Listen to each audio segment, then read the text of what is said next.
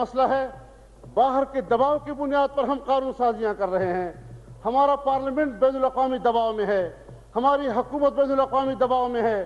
جب ملک دفاعی لحاظ سے بھی بین الاقوامی دباؤ کا شکار ہو جائے، اقتصادی لحاظ سے بھی ملک بیرونی دباؤ کا شکار ہو جائے، آپ بتائیں ملک کی آزادی کہاں چلی گئی، ملک کی خود مختاری کہاں چلی گئی، قوم کا عزت و وقار کہاں چلا گیا؟ آئے روز جو ہمارے اوپر حملے ہو رہے ہیں اور ہم کہتے ہیں کہ صاحب یہ تو دہشت گردی کے خلاف جنگ ہے۔ میں نے ایک مطالبہ کیا تھا، میرا دعویٰ شاید اس پر تو بحث کی جا سکے، میری تحقیقات پر تو شاید گفتگو کی جا سکے۔ میں نے ایک مطالبہ کیا تھا کہ کم از کم سپریم کورٹ کی سطح پر ایک تحقیقاتی کمیشن قائم کر کے غیر جانبدارانہ تحقیقات تو کرائی جائیں کہ یہاں پر کتنے بے گناہ شہری شہید ہو رہے ہیں۔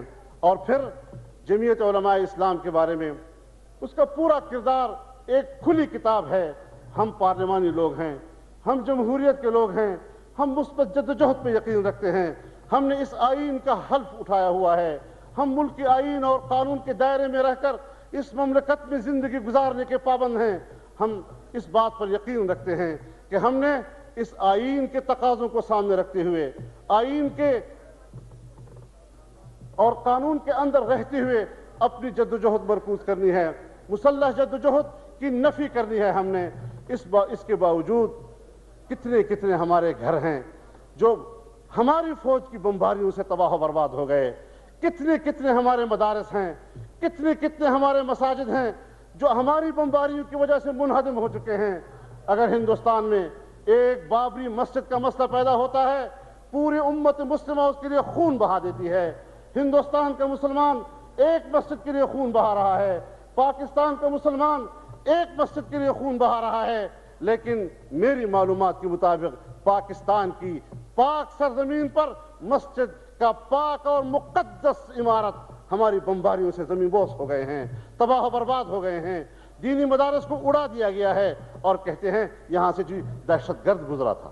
میں دعوے سے کہتا ہوں، مجھے کہنے دیجئے کہ سوائے لال مسجد اسلام آباد کے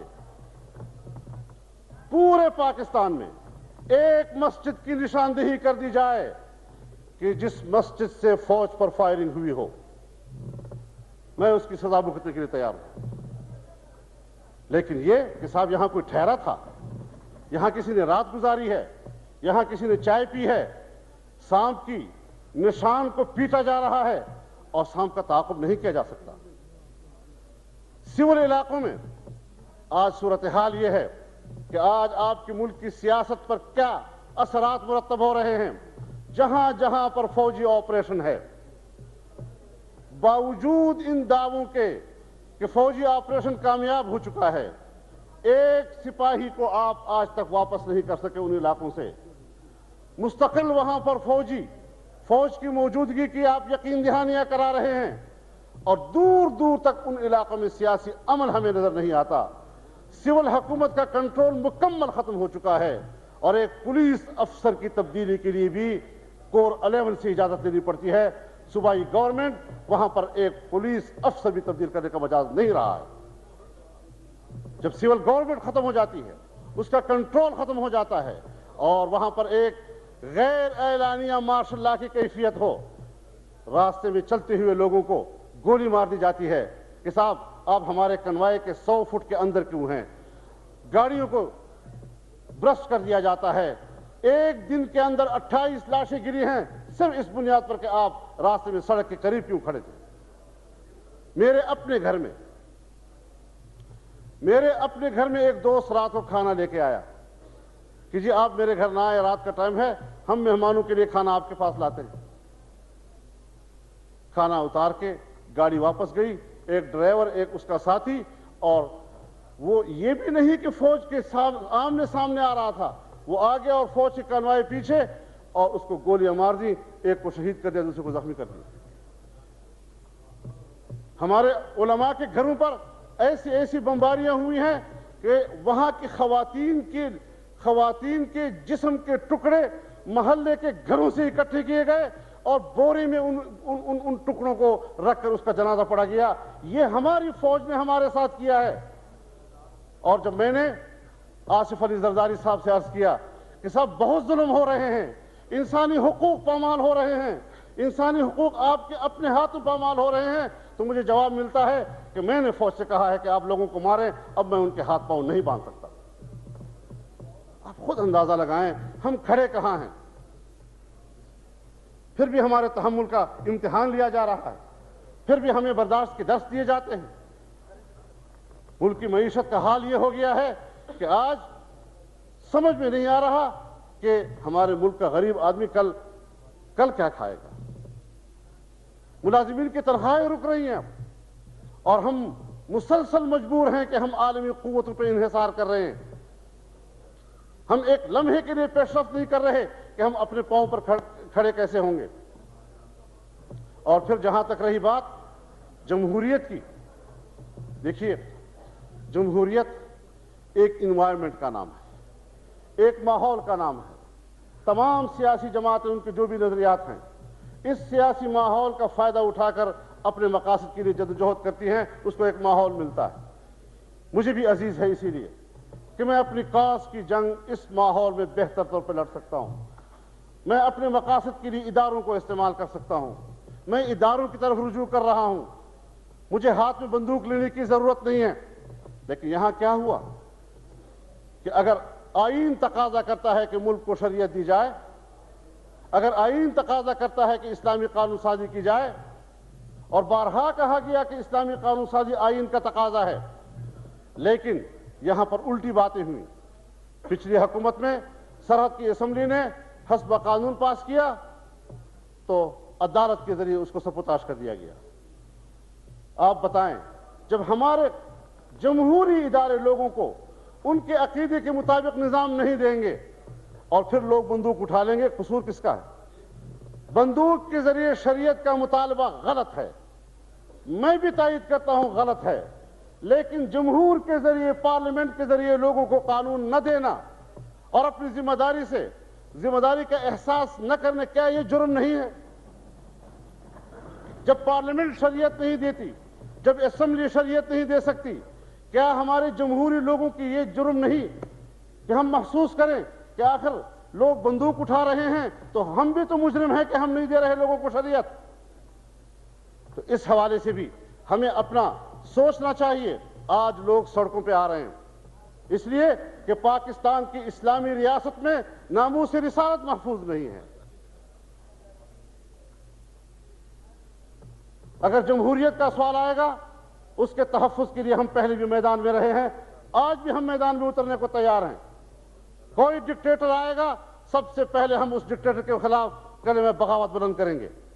لیکن عجیب بات یہ ہے کہ جمہوریت کا سوال آئے پھر تو ہم میدان میں رہیں، لیکن خود حکمرانوں کے ہاتھوں سے، جمہوری قوتوں کے ہاتھوں سے اگر شریعت غیر محفوظ ہو تو خیر خیریت ہے۔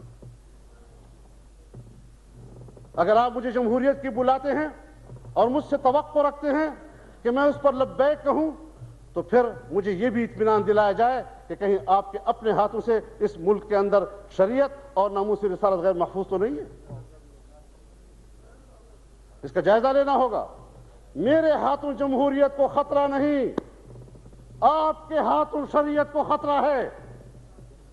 ہمیں تحفظ چاہیے۔ میں مطمئن نہیں ہوں اس صورتحال میں۔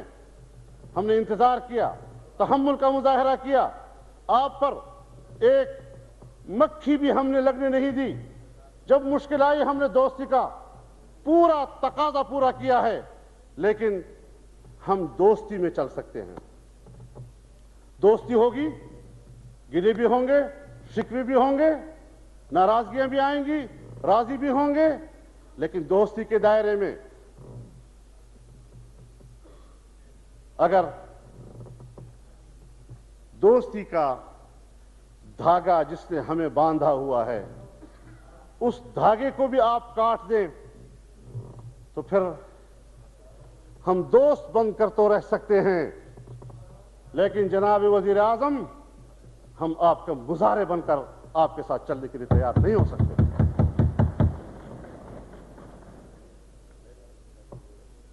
ہمیں عزت و وقار بھی چاہیے، وقار کے ساتھ ایک دوسرے کو چلنا، یہ ہم نے سبق سیکھا ہے۔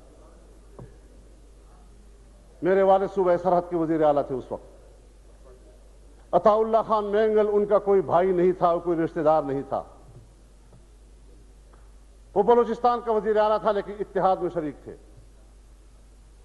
اور جب عطا اللہ خان مینگل کی حکومت کو برطرف کیا گیا تو میرے والد نے میرے لیے یہ سنت چھوڑی ہے کہ پھر میں اپنے اتحادی کے اوپر اس طرح کے حملے کا دفاع اس کے ساتھ شانہ بشانہ ہو کر کھڑے ہو کر کروں۔